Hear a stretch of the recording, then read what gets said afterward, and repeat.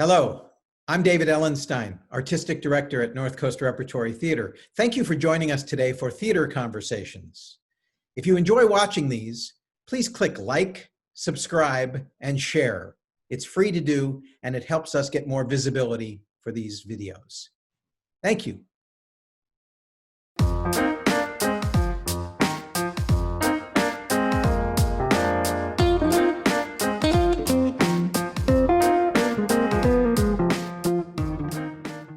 Hello. It is my pleasure today to be joined by my dear friends, Lynne Griffin and Sean Sullivan. Hi, Lynne. Hi, Sean. Hi, David. Thank you so much for chatting with me today. I haven't seen you in person in so long, and I hate that. Me too. So do we. And we have to remedy that. So before we start talking about stuff, I just want to refresh the North Coast Rep audience and those that are watching about our connections with you and your connections to San Diego. So I've known Lynne, I think, since the mid-'80s in Los Angeles. We were originally going to be Hamlet and Ophelia together, but Lynne took off to work at the Old Globe, and which was the correct decision at the time. and she did many shows down there. And while she was working at the Old Globe, one of the shows she did down there was The Voice of the Prairie, in which she met some young actor named, what was his name? Oh yeah, Sean Sullivan. Whatever became of him. Whatever became of him. And they ended up hot and heavy and married later. And that's a whole story. But that was 31 years ago. That was 31 years ago. Yeah. But when I took over at North Coast Rep, 17 and a half years ago, both Lynne and Sean did quite a number of shows in my first half of my tenure here before they moved back to Canada, where they live now in Toronto. But Lynne did Romeo and Juliet. She played the nurse, which she had done for me before. So it was the second time you played the nurse for me in Romeo and Juliet, extraordinarily well. Oh, and you did. And then we did a production of The Dresser, in which Sean played Norman the Dresser to Jonathan McMurtry, who played the leading actor, and Lynne played the domineering stage manager in that, who kept them on, tried to keep them on track. And I know I'm going to forget some of these. Lynne also played the sister in Over the Tavern.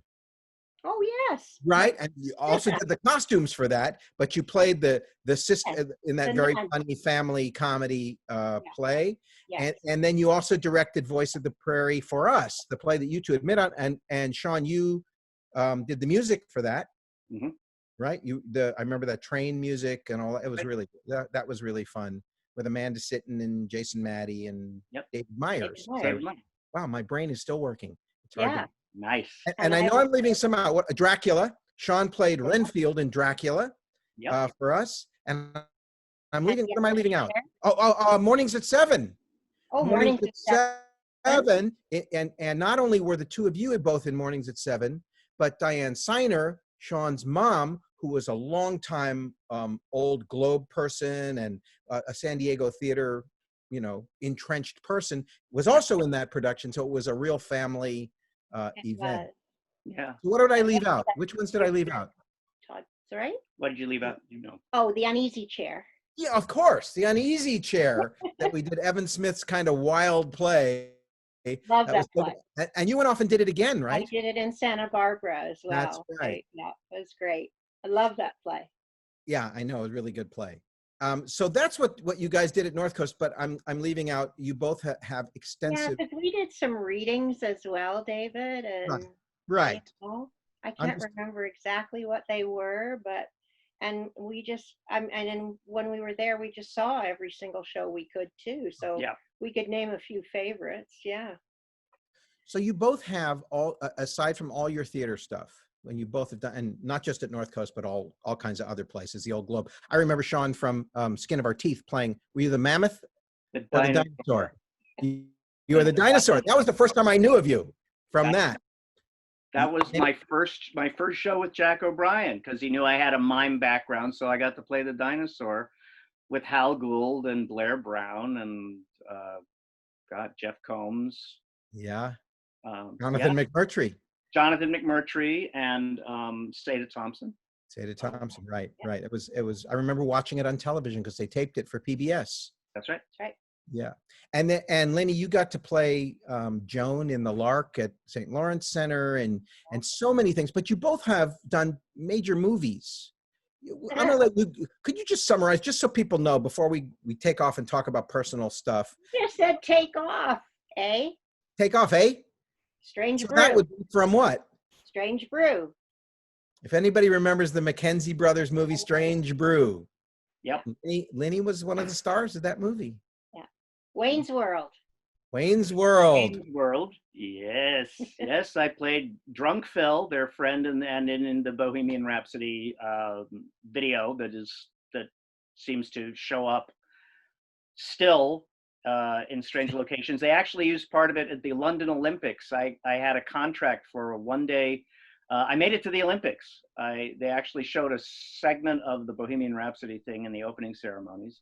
And back on to the Oscars as well? I was on the Oscars last year. Yeah. With that clip. I also did Back to the Future 3 and a lot of silly movies, Ski Patrol. Wow. Babylon 5. Babylon 5, yeah, things like that. What are you doing now? Aren't you doing a show now? I'm doing a show. It's NBC Netflix called The Umbrella Academy, which is a sort of fantasy sci-fi series. And didn't you play one of the Kennedys? That's right. One of my, well, not one of the Kennedys, but actually one of the brothers-in-law, Steve Smith, in the TV movie RFK, which it's sweet that you remember that, because that's sort of one of my fondest memories, because Robert Kennedy was sort of my first, one of my first heroes. And Steve Smith was his campaign manager as well as his brother-in-law. And that was a TV film for I think FX. But yeah, that was a great experience. And Lenny, you did, what was the one with the blimp and the Coliseum? Or what was it? Black Friday? Is that it? No. What am I thinking of? Black Christmas. That's what I'm thinking of. It had a blimp? No, I'm conflating movies from my youth. I'm conflating the blimp. I was going to take that as an insult, but I'll reply that now. Yes, Black Christmas. I've been sort of discovered by, so when Facebook came out, all the horror fans who love old films. I have Black Christmas and another film called Curtains, which were re-released on DVD and Blu-ray, and since then I've gone to all the horror conventions. I did one right before we were all, quarantined in Pensacola, Florida. So yeah, Strange Brew and Black Christmas and Curtains really keep me out there in public. They have a life. It's like horror fans are the most loyal. They're wonderful people. They're unusual, but they are true believers, and they will come to these conventions. They'll follow them across the country. They come with tons of money in their pocket to buy autographs and sign DVDs. And I've gone with Lenny a few times, and it is a total blast. Hilarious, because like the last convention, I was sitting kind of late at night and I was hungry, and I went into the hotel restaurant and I sat next to David Warner. And I didn't really even know it, but I kind of said, I'm really tired. I don't know whether I want to eat anything. So anyway, it's nice to see you. Good night. And I went, I was sitting with David Warner. Why didn't you say something else? Having a really boring conversation. But there's so many incredible stars, particularly like they seem to enjoy at the conventions the ones that are from the older horror movies, that there's a time before they went kind of gruesome. Right. And in more recent years, didn't you even do something at the North Pole? I got to play Mrs. Santa Claus twice for ABC TV with Jenny McCarthy as my daughter. And my first Santa was George Wendt, and my second Santa, because George Wendt was actually in a play at the Mark Taper, so he couldn't do the second movie. The second Santa was Paul Sorvino. Oh. And Jenny again. Yeah. Wow. How nice. Jenny. Okay, so you have done all that film, but you've done a ton of theater, both of you. Can you talk about the difference and the different satisfaction you get from both, and also the different challenges in both? Well, I think Sean and I were just talking about this the other day, that we realize how much we love rehearsal, and that we miss, most of all, what we're missing right now is rehearsal, even more than performance. Although performance obviously ranks high when you're doing theater, because it's a totally different ballgame from shooting film or television, because you, first of all, you get to rehearse with all, and you form this gorgeous family with your buddies in the play. And then you get to actually revisit it from, you know, A to Z all the way to the end every evening, rather than in film where you're often shooting completely out of order and out of sync with anything. You're coming in and shooting the love scene on the first day of shoot before you've even really met your co-star, and you kind of go, okay, now kiss them, and you're like, okay.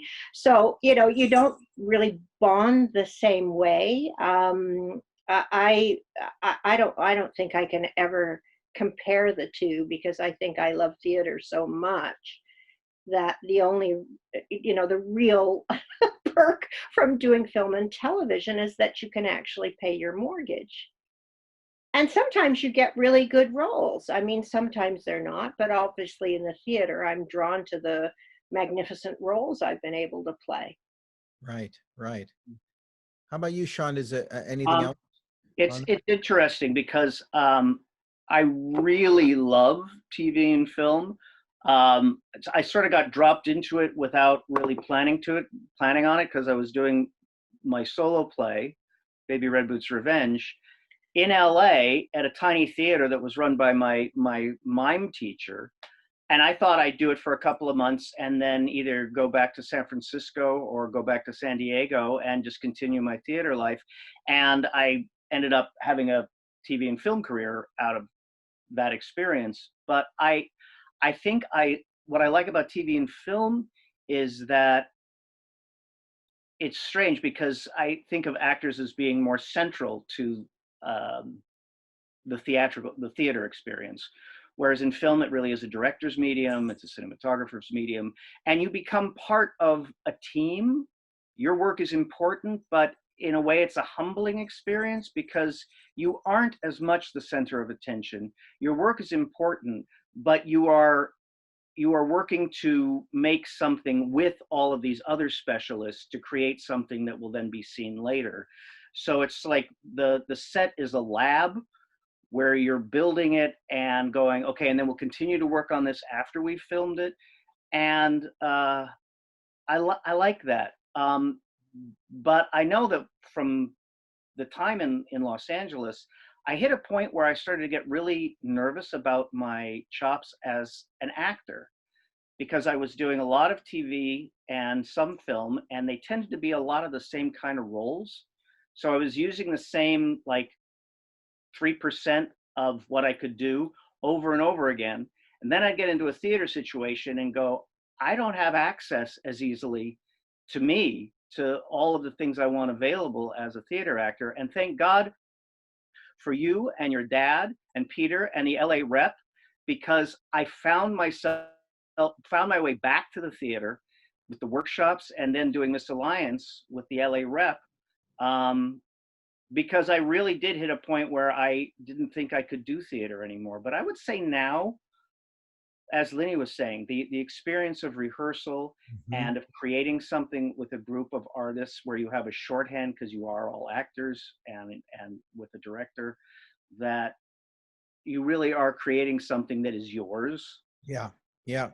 So it's a bit apples and oranges, but I would say I'm a theater actor first and foremost. So you guys moved back from San Diego, or were you in LA? You were in LA. You were based in LA, but you were working a lot in San Diego. We lived in LA, but worked a lot in San Diego. Yeah. Right. But when you moved back to Toronto, I'm going to say, what, 8 or 9 years ago now? Maybe more? Oh, no, it's much more than 1996. that. Yeah. What?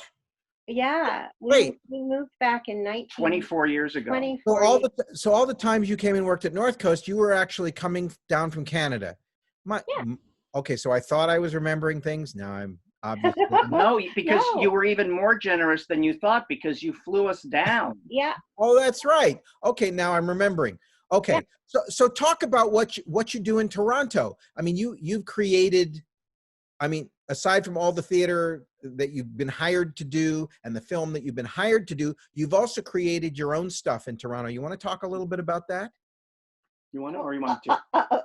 Well, I mean, I definitely want to talk about you writing the Slaughter Brothers Dime Circus. But it goes back further. Yeah, well, and after I directed Voice of the Prairie for you, we wanted to do some more directing, so we did that, and we worked with a writer named Katie Lehman, who wrote, first of all, she wrote a really great adaptation of Alice in Wonderland, which we sort of co-directed, and then she wrote A Christmas Carol comedy, which I direct, and Sean is in, as well as one other actor. One other actor plays Scrooge, and Sean plays everybody else. Oh, I love it. So that's been great. Very successful, and we've done it sort of every second year. We try and do it somewhere. And one year we did a tour of it all over Ontario. A winter in the middle tour. Of winter, yeah. Here, a winter tour actually means something. A 45-minute drive once turned into a 5-hour drive in a blizzard. Yeah. Here it means you have to wear a windbreaker. Yeah, which is tough. Yeah, once in a while an umbrella, maybe. But every once in a while. But it started with Lynne picking up the reins of my solo play because the playwright Philip Dimitri Galas from San Diego passed away very young, and I put the play away for a long time, and Lynne picked it up bravely, and we sort of recreated it. And after we moved to Toronto, we did it at the Toronto Fringe. Someone saw it at Toronto Fringe from Poland, which turned into a tour of Poland and the Czech Republic. We took it to the New York Fringe. That turned into a run at PS 122, which is sort of the major alternative theater space. And Mark Russell, who now runs the Public Theater in New York, was running PS 122 then.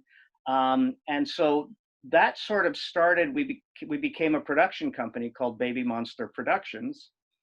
And that sort of was the beginning of our self-producing. Yeah, but and it was great because, I sort of directed, as much as you can direct someone who's brilliant, who's already done the play, who knows it inside and out, and has worked with Philip directly. Yes, your head. Don't explode, Sean. Don't explode. So I basically pushed him around a little bit, and told him he was terrific and tried not to give him too many notes.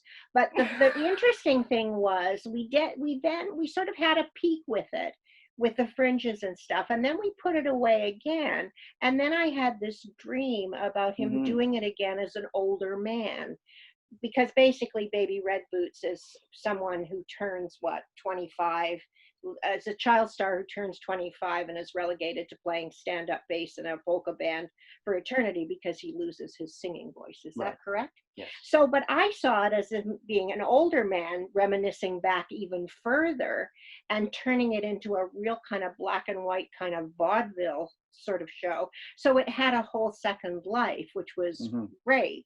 And we got to do it many times then, again, in a different format. And now what's next? I know you were in production right before we all had to shut down. Can you talk a little bit about that show? Yes. I wrote a play called The Slaughter Brothers Dime Circus, which is a dark comedy that takes place in a terribly rundown sort of sideshow carnival.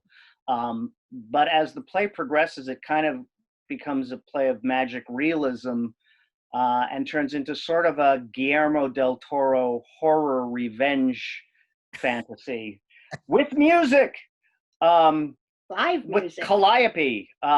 We have a brilliant, my co-composer and musician on stage, Matthew Reed, who wrote a thing called The Second City's Guide to the Symphony, which he has toured around the world. He is our musician, and Lynne was also playing a major role in the play, which is the silent clown mother, who is sort of a mix between Mother Courage and Bozo. Because you have to have that. And what range that woman has. And what I'll range? tell you. Well, you know, I've read that Brecht was thinking bozo when he wrote Mother Courage. Yes, you've gone into those archives. It's amazing how few people know this. Well, little did I know that I had an inner bozo. More than I probably. I think I'm probably more talented as bozo. Well, Lynne, those of us that know you knew you had it. It's true. We were just waiting for you to figure it out. It's true, and finally, because when Sean first wrote the play, and she didn't have a role. I didn't have a role, and I kept saying to him, "This isn't fair. I need a role, but I don't want to have to learn any lines because I'd just done this mammoth play in some summer theater barn somewhere. Oh my God! Where I had not even time to, go to the washroom, or as I say, take a pee. It was ridiculous. So I had so many lines. I said, I don't want any lines. So he wrote me this character that then evolved into the clown mother. So you're telling me that you told your husband, I'll support your play and help you do it, but you have to write a part for me. And he got revenge by writing the part for you, but it was bozo. Exactly. Okay. And I was delighted that I found out that I always really wanted to be a clown. And I wanted to wear a red nose. Her clown is not what you would call the most child-friendly clown. Oh, no. But she is extremely funny. She is an anarchist. Yeah. So I can't let us finish this interview without talking about one other show. And two other shows. Well, I'm going to bring up one. I'm going to bring up one. So this is what's great about the theater, and sometimes plays have an effect upon your life that lasts with you for the rest of your life, and you just don't know it. I mean, we talked about Voice of the Prairie and what it did for you guys. That was the other play. In the early 90s, I was cast. Lynne was doing the Heidi Chronicles here in San Diego. I believe it was one of the very first productions of the play after it had been a big hit in New York and won all the awards it won. And she suggested me, because the person who was going to play Scoop Rosenbaum, I think became unavailable or something happened. And I was suggested to play the part because we knew each other and all that. And so I came down and we did the Heidi Chronicles together. And it was very successful, and it was extended and all that. And it was filled with great fun and great drama and all kinds of stuff. But since then, Lynne has always been Heidela to me, because Scoop calls Heidi Heidela, and I have always been You've always been Scoop. Scoop the Poop, right? That's I'm right. Scoop the Poop. So then when Sean did the dresser for us at North Coast Rep, he played Norman, but Norman wasn't good, so Sean became Normala. Yeah. And so I'm talking to Heidela and Normala, and they're talking to Scoop. We're talking to Scoopala. Scoop. In fact, at the very top of this, I said, I don't know if you actually heard me, but I said it's going to be strange for me to call you David. Well, David? Who's David? You will always be my Scoop. I know, and you don't think of it at the time when you're doing a show like that it's something that's going to stay with you for the rest of your life. No. It's actually part of who I am now, and it becomes part of who you are when you do these things. Yeah. And it's this immediate, like you're immediately shorthanded your way back to a place and a relationship and a part of yourself that the Scoop part of you, the Heidela part of Lynne, the Normala part of me is just like, we know what it means. And it's a very deep and as well as amusing sort of connection. And when you say to me, do you want a chip? Do you want a chip, Heidela? Are you guarding the chips? Are you guarding the chips? That's right. Yeah. That's right. Yeah. Yeah. Very, very, very special. What about pecan sandies? Ah. Wow, you remember the more about it. The pecan sandies. Wow. Yeah. I watched you guys a lot. Neat and clean for Eugene. That I remember. Oh my God. Neat and clean for Eugene McCarthy. Yeah. Yeah. But okay, so the other show, we just want to tell, maybe Sean will tell it, the story of how we met. The first day of rehearsal. May I? Of Voice of the Prairie. All right. First day of Voice of the Prairie, which also was, I was in LA. Lynne was doing Voice of the Prairie. The actor who was playing what became my role his agent said, no, I want you in LA for pilot season, for the TV pilot season. So he walked out. So they asked me to come down and do it. First day of rehearsal, we meet. I had seen Lynne in There's One in Every Marriage and was stunned, not only by her work, but by what an exquisitely beautiful woman this was. My mom, Diane Seiner, who was the director of education at the Globe at the time, was quietly trying to manipulate us into getting to know each other. But she didn't need to, because we met at that first day. We went to do the table read, and you know, the stage manager says the stage directions and you just say the lines. And it came to a part where they said, Frankie, the girl, kisses Davy. Lynne reached over and planted a huge kiss on my mouth the day we met. At the read-through. At the read-through. And everybody in the room kind of gasped. And here we are. But for me, that was some kiss. It was some kiss. Well, it's still going on. Yeah, it was love at first sight. And I decided that, you know, why wait to let him know? You know, plays have a limited life. I only had like 8 weeks to get him. You got him. You got him. Yeah. So yes, that's how we met. It is so great to see you. I want the next time to be in person. I mean, we may need to do this again before then. Oh yeah. I really we're so overdue to have some time together in the same room. Yeah. Yeah, I know. So we so need much. to do that. And I miss so many of the people. Aaron, hi. I miss so many. Denise, you know, I miss so many of the people from North Coast Rep, and how generous they all were to us. I still remember this lovely volunteer. She gave me her sewing machine, which I still use to this day. But just, you know, I remember kind of walking into the lobby, and you know, there'd be Jonathan McMurtry and all the, you know, all these wonderful people that we got to work with there. And it was a very, very special time. And particularly some of my very favorite times there were when I was directed by you, David, seriously. And watching all of you work on the dresser when I got to sort of sit in the audience and watch those rehearsals was amazing. And I'm so grateful for those moments. And I'm so grateful that you let me play the nurse twice. It was awesome. You were awesome. You were the best nurse I've ever seen.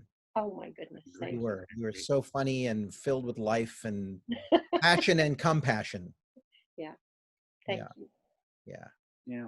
Well, it's great to see you both, and thank you for sharing this with our audience, because I'm sure they're going to happily be reminiscing with us about all these great things we did here. So thanks so much. See you soon. You bet. And hopefully we'll be back. I hope so. Let's try to make it happen. Let's figure out what. Yes. Okay. Take care, sweetheart. Bye.